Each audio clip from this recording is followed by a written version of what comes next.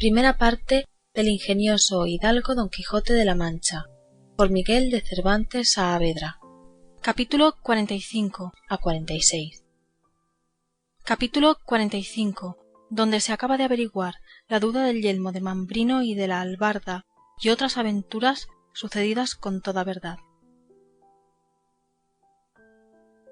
¿Qué les parece a vuestras mercedes, señores? Dijo el barbero, de lo que afirman estos gentiles hombres, pues aún porfían que ésta no es bacía sino yelmo.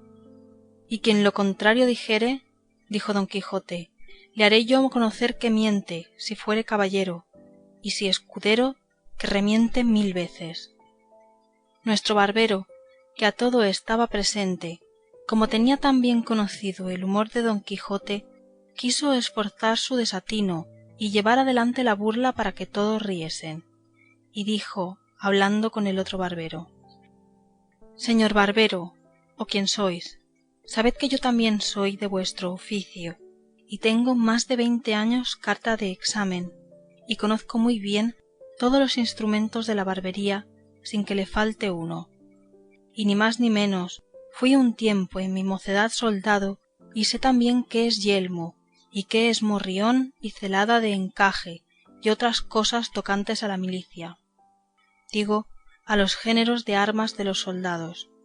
Y os digo, salvo mejor parecer,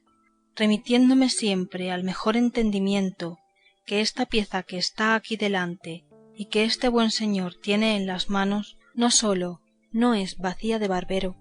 pero está tan lejos de serlo como está lejos lo blanco de lo negro, y la verdad de la mentira. También digo que éste, aunque yelmo, no es yelmo entero. No, por cierto, dijo Don Quijote, porque le falta la mitad, que es la babera. Así es, dijo el cura, que ya había entendido la intención de su amigo el barbero, y lo mismo porfió Cardenio, don Fernando y sus camaradas, y aun el oidor, si no estuviera tan pensativo con el negocio de don Luis, ayudara por su parte a la burla.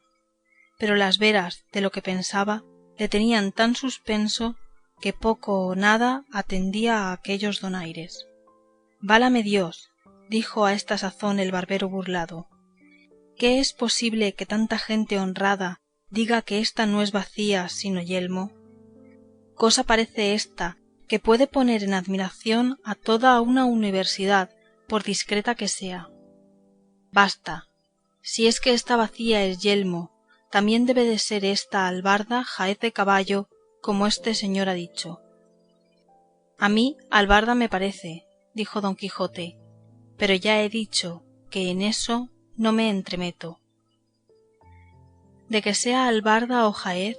dijo el cura, no está en más de decirlo el señor Don Quijote, que en estas cosas de la caballería todos estos señores y yo le dejamos la ventaja. Por Dios, señores míos, dijo Don Quijote, que son tantas y tan extrañas las cosas que en este castillo, en 2 veces que en él me he alojado, me han sucedido, que no me atreva a decir afirmativamente ninguna cosa de lo que acerca de lo que en él se contiene se preguntare, porque imagino que cuando en él se trata va por vía de encantamento. La primera vez me fatigó mucho un moro encantado que en él hay, y a Sancho no le fue muy bien con otros sus secuaces, y anoche estuve colgado deste brazo casi 2 horas, sin saber cómo ni cómo no vine a caer en aquella desgracia. Así que ponerme yo agora en cosa de tanta confusión a dar mi parecer será caer en juicio temerario. En lo que toca a lo que dicen que ésta es bacía y no yelmo, ya yo tengo respondido, pero en lo de declarar si éste es albarda o jaez, no me atrevo a dar sentencia definitiva, sólo lo dejo al buen parecer de vuestras mercedes. Quizá, por no ser armados caballeros como yo lo soy, no tendrán que ver con vuestras mercedes los encantamentos de este lugar, y tendrán los entendimientos libres, y podrán juzgar de las cosas deste castillo como ellas son real y verdaderamente, y no como a mí me parecían. No hay duda, respondió a esto don Fernando, sino que el señor Don Quijote ha dicho muy bien hoy, que a nosotros toca la definición de este caso, y porque vaya con más fundamento, yo tomaré en secreto los votos destos señores y de lo que resultare daré entera y clara noticia. Para aquellos que la tenían del humor de Don Quijote era todo esto materia de grandísima risa, pero para los que le ignoraban les parecía el mayor disparate del mundo, especialmente a los 4 criados de don Luis, y a don Luis ni más ni menos, y a los otros 3 pasajeros que acaso habían llegado a la venta, que tenían parecer de ser cuadrilleros como, en efecto, lo eran. Pero el que más desesperaba era el barbero, cuya bacía allí delante de sus ojos se le había vuelto en yelmo de mambrino, y cuya albarda, pensaba sin duda alguna, se le había de volver en jaez rico de caballo. Y los unos y los otros se reían de ver cómo andaba don Fernando tomando los votos de unos en otros, hablándoles al oído para que en secreto declarasen si era albarda o jaez aquella joya sobre quien tanto se había peleado. Y después que hubo tomado los votos de aquellos que a don Quijote conocían, dijo en voz alta: El caso es, buen hombre, que ya yo estoy cansado de tomar tantos pareceres, porque veo que a ninguno pregunto lo que deseo saber, que no me diga que es disparate el decir que ésta sea albarda de jumento, sino jaez de caballo, y aun de caballo castizo. Y así habréis de tener paciencia, porque a vuestro pesar y al de vuestro asno éste es jaez y no albarda, y vos habéis alegado y probado muy mal vuestra parte. No la tenga yo en el cielo, dijo el pobre barbero, si todas vuestras mercedes no se engañan, y que así parezca mi ánima ante Dios como ella me parece a mí albarda y no jaez, pero allá van leyes. Y no digo más, y en verdad que no estoy borracho, que no me he desayunado, si de pecar no. No menos causaban risas las necedades que decía el barbero que los disparates de don Quijote, el cual a esta sazón dijo: Aquí no hay más que hacer, sino que cada uno tome lo que es suyo, y a quien Dios se la dio, San Pedro se la bendiga. Uno de los 4 dijo: Si ya no es que esto sea burla pensada, no me puedo persuadir que hombres de tan buen entendimiento como son, o parecen, todos los que aquí están, se atrevan a decir y afirmar que ésta no es bacía ni aquella albarda. Mas, como veo que lo afirman y lo dicen, me doy a entender que no carece de misterio el porfiar una cosa tan contraria de lo que nos muestra la misma verdad y la misma experiencia, porque voto a tal, y arrojóle Redondo, que no me den a mí entender cuantos hoy viven en el mundo al revés que ésta no es bacía de barbero y ésta albarda de asno. Bien podía ser de borrica, dijo el cura. Tanto monta, dijo el criado, que el caso no consiste en eso, sino en si es o no albarda, como vuestras mercedes dicen. Oyendo esto, uno de los cuadrilleros que habían entrado, que había oído la pendencia y quistión, lleno de cólera y de enfado, dijo: Tan albarda es como mi padre, y el que otra cosa ha dicho o dijere debe estar hecho uva. Mentís como bellaco, villano, respondió don Quijote, y alzando el lanzón que nunca le dejaba de las manos, le iba a descargar tal golpe sobre la cabeza que a no desviarse el cuadrillero se le dejara allí tendido. El lanzón se hizo pedazos en el suelo, y los demás cuadrilleros, que vieron tratar mal a su compañero, alzaron la voz pidiendo favor a la santa hermandad. El ventero, que era de la cuadrilla, entró al punto por su varilla y por su espada, y se puso al lado de sus compañeros. Los criados de don Luis rodearon a don Luis porque con el alboroto no se les fuese. El barbero, viendo la casa revuelta, tornó a asir de su albarda, y lo mismo hizo Sancho. Don Quijote puso manos a su espada y arremetió a los cuadrilleros. Don Luis daba voces a sus criados que le dejasen a él y acorriesen a don Quijote y a Cardenio y a don Fernando, que todos favorecían a don Quijote. El cura daba voces, La ventera gritaba, su hija se afligía, Maritornes lloraba, Dorotea estaba confusa, Luscinda suspensa y doña Clara desmayada. El barbero aporreaba a Sancho, Sancho molía al barbero. Don Luis, a quien un criado suyo se atrevió a asirle del brazo porque no se fuese, le dio una puñada que le bañó los dientes en sangre. El oidor le defendía. Don Fernando tenía debajo de sus pies a un cuadrillero, midiéndole el cuerpo con ellos muy a su sabor. El ventero tornó a reforzar la voz, pidiendo favor a la santa hermandad, de modo que toda la venta era llantos, voces, gritos, confusiones, temores, sobresaltos, desgracias, cuchilladas, mojicones, palos, coces y efusión de sangre. Y en la mitad de este caos, máquina y laberinto de cosas, se le representó en la memoria a Don Quijote, que se veía metido de hoz y de coz en la discordia del campo de Agramante, y así dijo, con voz que atronaba la venta: ténganse todos, todos envainen, todos se sosieguen, óiganme todos, si todos quieren quedar con vida. A cuya gran voz todos se pararon, y él prosiguió diciendo: ¿no os dije yo, señores, que este castillo era encantado y que alguna región de demonios debe de habitar en él? En confirmación de lo cual quiero que veáis por vuestros ojos cómo se ha pasado aquí y trasladado entre nosotros la discordia del campo de Agramante. Mirad cómo allí se pelea por la espada, aquí por el caballo, acullá por el águila, acá por el yelmo, y todos peleamos y todos no nos entendemos.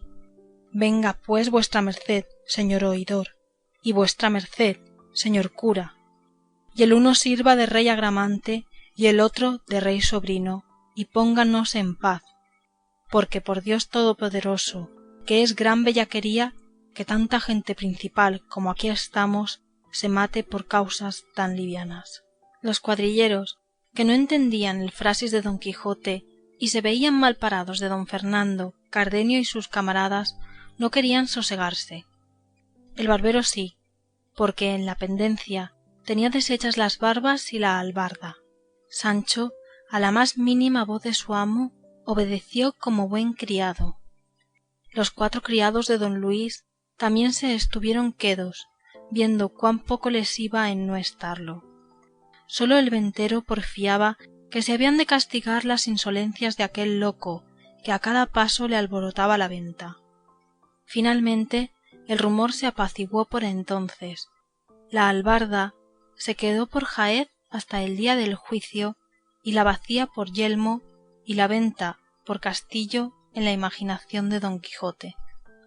Puestos pues ya en sosiego, y hechos amigos todos, a persuasión del oidor y del cura, volvieron los criados de don Luis a porfiarle que al momento se viniese con ellos,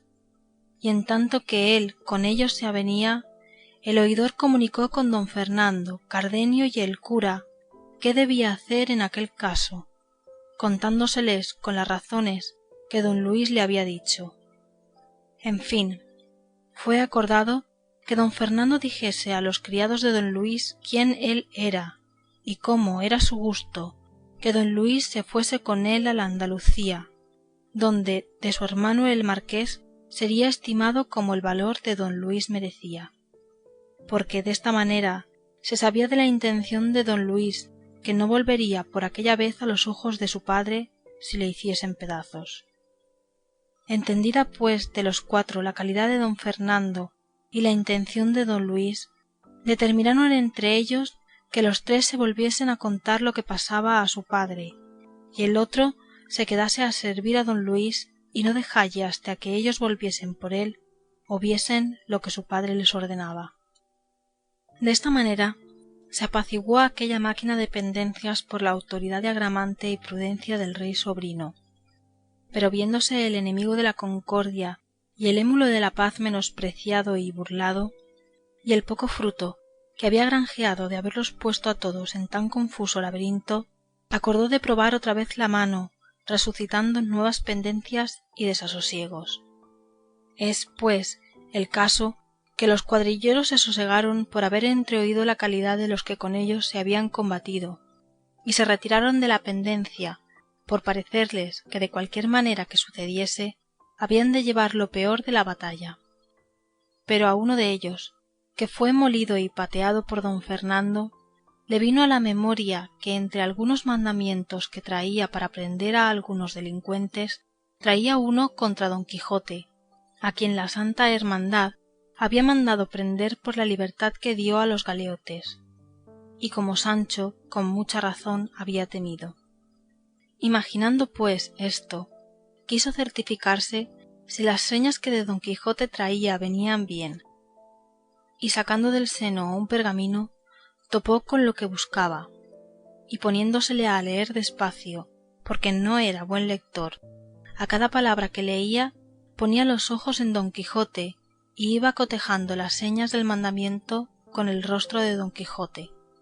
y halló que, sin duda alguna, era el que el mandamiento rezaba. Y apenas se hubo certificado cuando, recogiendo su pergamino, en la izquierda tomó el mandamiento y con la derecha asió a don Quijote del cuello fuertemente, que no le dejaba alentar, y a grandes voces decía: «Favor a la Santa Hermandad, y para que se vea que lo pido de veras, léase este mandamiento donde se contiene que se prenda a este salteador de caminos».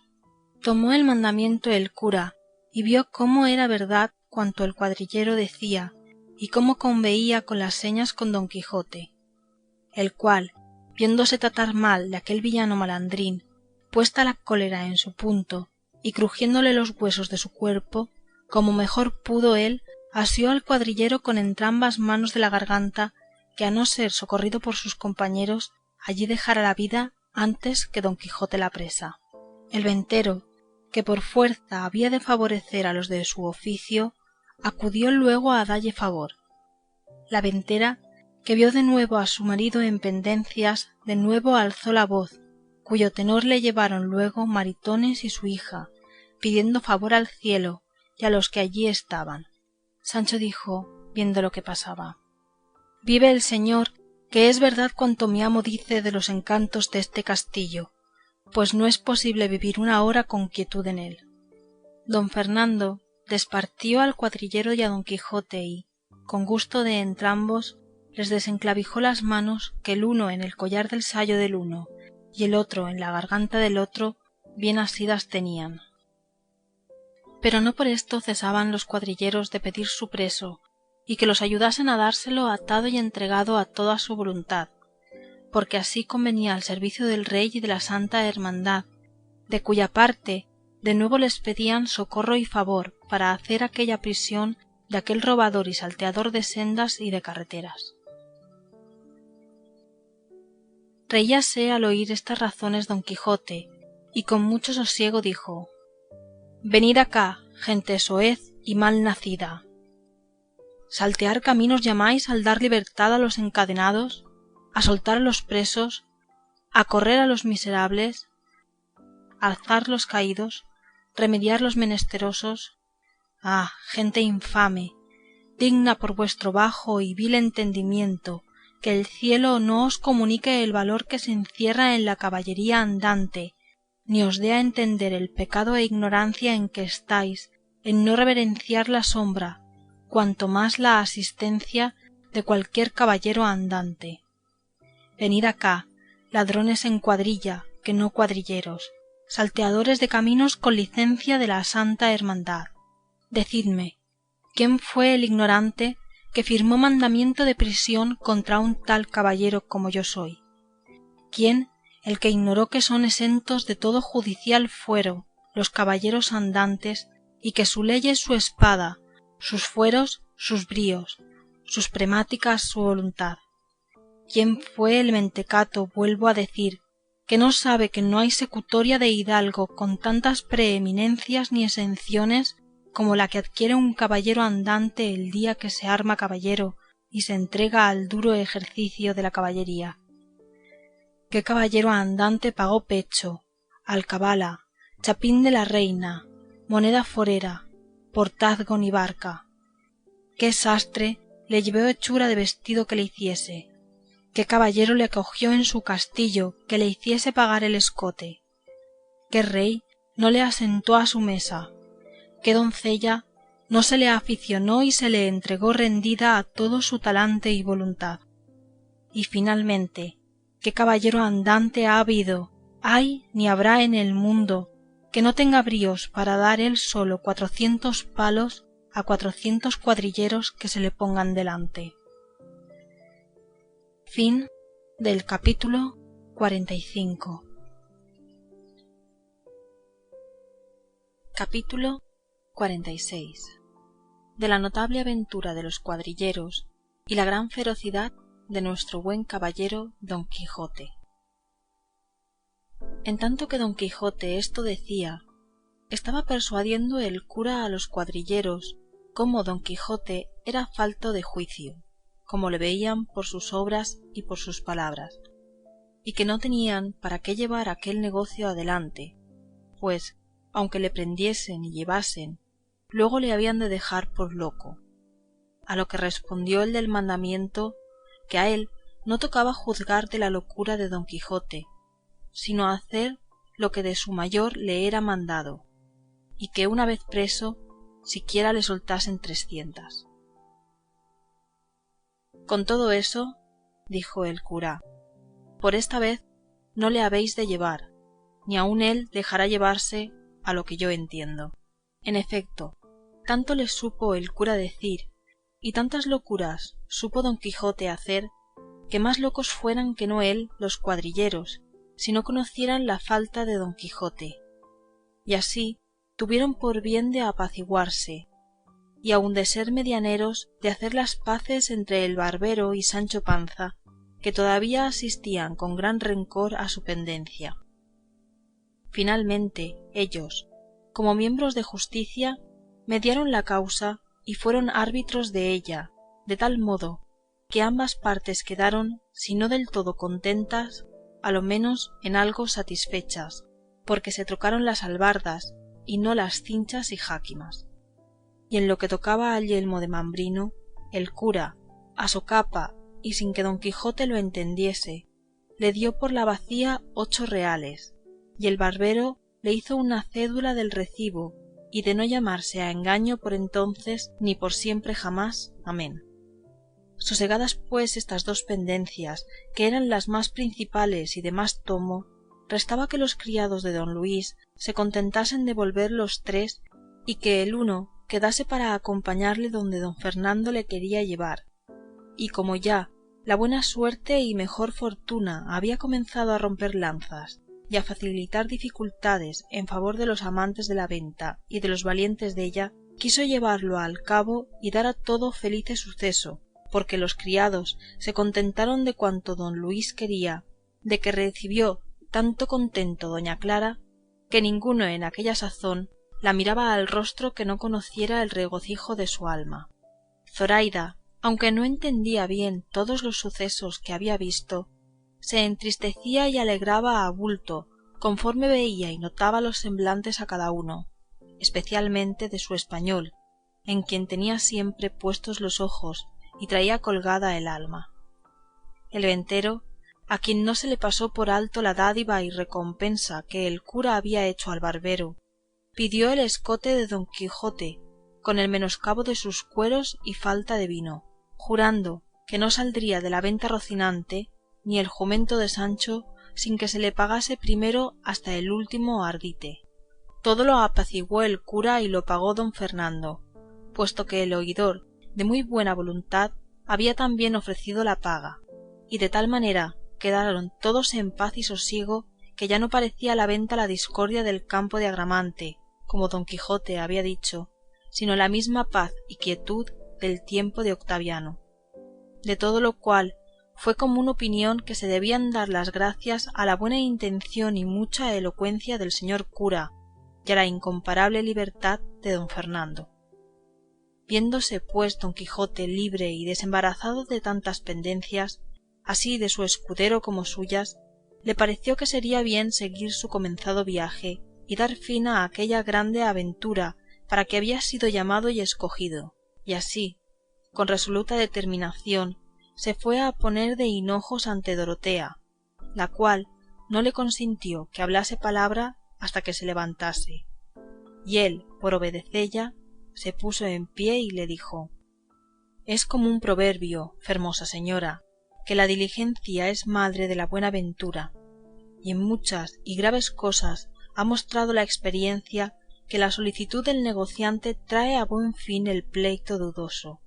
pero en ningunas cosas se muestra más esta verdad que en las de la guerra, adonde la celeridad y presteza previene los discursos del enemigo y alcanza la victoria antes que el contrario se ponga en defensa. Todo esto digo, alta y preciosa señora, porque me parece que la estada nuestra en este castillo ya es sin provecho y podría sernos de tanto daño que lo echásemos de ver algún día, porque, quién sabe, si por ocultas espías y diligencias habrá sabido ya vuestro enemigo el gigante de que yo voy a destruille, y, dándole lugar el tiempo, se fortifique en algún inexpugnable castillo y fortaleza, contra quien valiesen poco mis diligencias y la fuerza de mi incansable brazo. Así que, señora mía, prevengamos, como tengo dicho, con nuestra diligencia sus designios, y partamos luego a la buena ventura, que no estará más de tenerla vuestra grandeza, como desea, de cuanto yo tarde de verme con vuestro contrario. Calló y no dijo más don Quijote, y esperó con mucho sosiego la respuesta de la fermosa infanta, la cual, con ademán señorial y acomodado al estilo de don Quijote, le respondió desta manera: yo os agradezco, señor caballero, el deseo que mostráis tener de favorecerme en mi gran cuita, bien así como caballero a quien es anejo y concerniente favorecer a los huérfanos y menesterosos, y quiera el cielo que el vuestro y mi deseo se cumplan, para que veáis que hay agradecidas mujeres en el mundo. Y en lo de mi partida, sea luego, que yo no tengo más voluntad que la vuestra. Disponed vos de mí a toda vuestra guisa y talante, que la que una vez os entregó la defensa de su persona y puso en vuestras manos la restauración de sus señoríos, no ha de querer ir contra lo que la vuestra prudencia ordenare. A la mano de Dios, dijo don Quijote, pues así es que una señora se humilla, no quiero perder yo la ocasión de levantalla y ponella en su heredado trono. La partida sea luego, porque me va poniendo espuelas al deseo y al camino lo que suele decirse, que en la tardanza está el peligro. Y pues no ha criado el cielo, ni visto el infierno ninguno que me espante ni acobarde, ensilla, Sancho, a Rocinante, y apareja tu jumento y el palafrén de la reina, y despidámonos del castellano y destos señores, y vamos de aquí luego al punto. Sancho, que a todo estaba presente, dijo meneando la cabeza a una parte y a otra: ay, señor, señor, y cómo hay más mal en el Aldehuela que se suena, con perdón sea dicho, de las tocas honradas. ¿Qué mal puede haber en ninguna aldea, ni en todas las ciudades del mundo, que puede sonarse en menoscabo mío, villano? Si vuestra merced se enoja, respondió Sancho, yo callaré y dejaré de decir lo que soy obligado como buen escudero y como debe un buen criado decir a su señor. Di lo que quisieres, respondió don Quijote, como tus palabras no se encaminen a ponerme miedo, que si tú le tienes, haces como quien eres, y si yo no le tengo, hago como quien soy. No es eso, pecador fui yo a Dios, respondió Sancho, sino que yo tengo por cierto y por averiguado que esta señora que se dice ser reina del gran reino Micomicón no lo es más que mi madre, porque a ser lo que ella dice no se anduviera hocicando con alguno de los que están en la rueda a vuelta de cabeza y a cada traspuesta. Paróse colorada con las razones de Sancho Dorotea, porque era verdad que su esposo don Fernando alguna vez,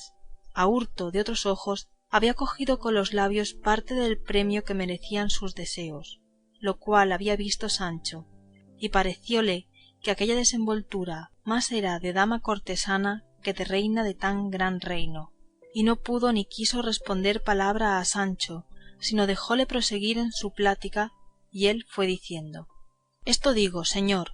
porque si al cabo de haber andado caminos y carreras, y pasado malas noches y peores días, ha de venir a coger el fruto de nuestros trabajos el que está holgando en esta venta, no hay para qué darme priesa a que ensille rocinante, albarde el jumento y aderece el palafrén,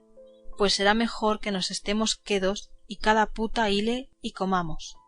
Oh, válame Dios, y cuán grande que fue el enojo que recibió don Quijote oyendo las descompuestas palabras de su escudero. Digo que fue tanto que con voz atropellada y tartamuda lengua, lanzando vivo fuego por los ojos, dijo: oh, bellaco, villano, mal mirado, descompuesto, ignorante, infacundo, deslenguado, atrevido, murmurador y maldiciente, tales palabras has osado decir en mi presencia y en las destas ínclitas señoras, y tales deshonestidades y atrevimientos osaste poner en tu confusa imaginación. Vete de mi presencia, monstruo de la naturaleza, depositario de mentiras, almario de embustes, silo de bellaquerías, inventor de maldades, publicador de sandeces, enemigo del decoro que se debe a las reales personas. Vete, no aparezcas delante de mí so pena de mi ira. Y diciendo esto, enarcó las cejas, hinchó los carrillos, miró a todas partes y dio con el pie derecho una gran patada en el suelo, señales todas de la ira que encerraba en sus entrañas, a cuyas palabras y furibundos ademanes quedó Sancho tan encogido y medroso que se holgara que en aquel instante se abriera debajo de sus pies la tierra y le tragara, y no supo qué hacerse sino volver las espaldas y quitarse de la enojada presencia de su señor. Pero la discreta Dorotea, que tan entendido tenía ya el humor de don Quijote, dijo para templarle la ira: no os despechéis, señor caballero de la triste figura, de las sandeces de vuestro buen escudero ha dicho, porque quizá no las debe decir sin ocasión, ni de su buen entendimiento y cristiana conciencia se puede sospechar que levante testimonio a nadie, y así se ha de creer, sin poner duda en ello, que como en este castillo, según vos, señor caballero, decís, todas las cosas van y suceden por modo de encantamento, podría ser, digo, que Sancho hubiese visto por esta diabólica vía lo que él dice que vio, tan en ofensa de mi honestidad. Por el omnipotente Dios juro, dijo a esta sazón don Quijote, que la vuestra grandeza ha dado en el punto, y que alguna mala visión se le puso delante a este pecador de Sancho, que le hizo ver lo que fuera imposible verse de otro modo que por el de encantos no fuera, que sé yo bien de la bondad e inocencia deste desdichado, que no sabe levantar testimonio a nadie. Así es y ansí será, dijo don Fernando, por lo cual debe vuestra merced, señor don Quijote, perdonalle y reducille al gremio de su gracia, sicut erat in principio, antes que tales visiones le sacasen de juicio. Don Quijote respondió que él le perdonaba, y el cura fue por Sancho, el cual vino muy humilde, y, hincándose de rodillas, pidió la mano a su amo y él se la dio, y después de habérsela dejado besar, le echó la bendición diciendo: agora acabarás de conocer, Sancho, hijo, ser verdad lo que yo otras muchas veces te he dicho, de que todas las cosas deste castillo son hechas por vía de encantamento. Así lo creo yo, dijo Sancho, excepto aquello de la manta, que realmente sucedió por vía ordinaria. No lo creas, respondió don Quijote, que si así fuera, yo te vengara entonces y aun agora, pero ni entonces ni agora pude ni supe en quién tomar venganza del tu agravio. Desearon saber todos qué era aquello de la manta, y el ventero les contó punto por punto la volatería de Sancho Panza, de que no poco se rieron todos y de que no menos se corriera Sancho, si de nuevo no le asegurara su amo que era encantamento, puesto que jamás llegó la sandez de Sancho a tanto que creyese no ser verdad pura y averiguada, sin mezcla de engaño alguno, lo que de haber sido manteado por personas de carne y hueso, y no por fantasmas soñadas ni imaginadas como su señor lo creía y afirmaba. 2 días eran ya pasados, los que había que toda aquella ilustre compañía estaba en la venta, y pareciéndoles que ya era tiempo de partirse, dieron orden para que, sin poner al trabajo de volver Dorotea y don Fernando con don Quijote a su aldea, con la invención de la libertad de la reina Micomicona, pudiesen el cura y el barbero llevársele, como deseaban, y procurar la cura de su locura en su tierra. Y lo que ordenaron fue que se concertaron con un carretero de bueyes, que acaso acertó a pasar por allí, para que lo llevase en esta forma. Hicieron una como jaula de palos enrejados, capaz que pudiese en ella caber holgadamente don Quijote. Luego don Fernando y sus camaradas, con los criados de don Luis y los cuadrilleros, juntamente con el ventero, todos por orden y parecer del cura, se cubrieron los rostros y se disfrazaron, quién de una manera y quién de otra, de modo que a don Quijote le parecieron ser otra gente de la que en aquel castillo había visto. Hecho esto, con grandísimo silencio se entraron donde él estaba durmiendo y descansando de las pasadas refriegas. Llegáronse a él, que libre y seguro de tal acontecimiento dormía, y asiéndole fuerte, le ataron muy bien las manos y los pies, de modo que cuando él despertó con sobresalto, no pudo menearse ni hacer otra cosa que admirarse y suspenderse de ver delante de sí tan extraños visajes. Y luego dio en la cuenta de lo que su continua y desvariada imaginación le representaba, y se creyó que todas aquellas figuras eran fantasmas de aquel encantado castillo, y que sin duda alguna ya estaba encantado, pues no se podía menear ni defender. Todo a punto como había pensado que sucedería el cura trazador desta máquina. Sólo Sancho, de todos los presentes, estaba en su mesmo juicio y en su mesma figura, el cual, aunque le faltaba bien poco para tener la mesma enfermedad de su amo, no dejó de conocer quién eran todas aquellas contrahechas figuras, mas no osó descoser su boca hasta ver en qué paraba aquel asalto y prisión de su amo, el cual tampoco hablaba palabra, atendiendo a ver el paradero de su desgracia, que fue que, trayendo allí la jaula, le encerraron dentro y le clavaron los maderos tan fuertemente que no se pudieran romper a 2 tirones. Tomáronle luego en hombros, y al salir del aposento se oyó una voz temerosa, todo cuanto la supo formar el barbero, no el de la albarda, sino el otro, que decía: «Oh caballero de la triste figura, no te dé afincamiento la prisión en que vas, porque así conviene para acabar más presto la aventura en que tu gran esfuerzo te puso, la cual se acabará cuando el furibundo león manchado con la blanca paloma tobosina yoguieren en uno, ya después de humilladas las altas cervices al blando yugo matrimoñesco, de cuyo inaudito consorcio saldrán a la luz del orbe los bravos cachorros que imitarán las rumpantes garras del valeroso padre. Y esto será antes que el seguidor de la fugitiva ninfa faga 2 vegadas la vista de las lucientes imágenes con su rápido y natural curso. Y tú, oh, el más noble y obediente escudero que tuvo espada en cinta, barbas en rostro y olfato en las narices, no te desmayes ni descontente ver llevar ansí delante de tus ojos mesmos a la flor de la caballería andante, que presto, si al plasmador del mundo le place, te verás tan alto y tan sublimado